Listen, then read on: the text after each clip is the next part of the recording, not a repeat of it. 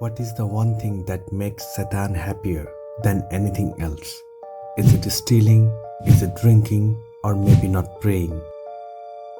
While all of these are bad, there is one specific act that Satan loves the most, and the Prophet Muhammad, peace be upon him, told us exactly what it is.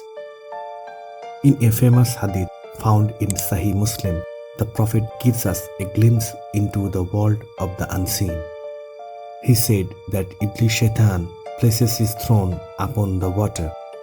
Every single day, he sends out his armies of lesser devils to cause trouble among humans. At the end of the day, they all came back to report to him.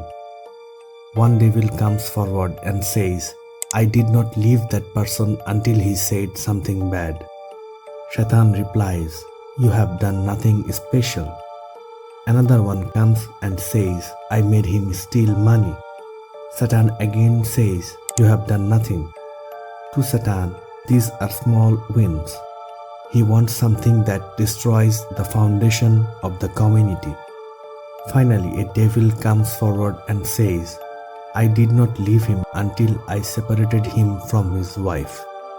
Basically, he caused a divorce or broke a family. When Satan hears this, he becomes happy. He brings that devil close to him, embraces him, and says, You are the one." Why does he love divorce so much?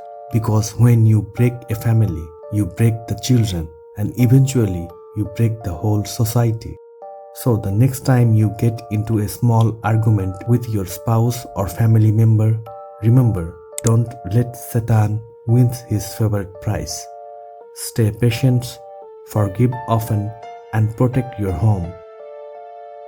If you enjoyed this video, please like and subscribe to Islamic Foresight. Thanks for watching. May Allah bless us all.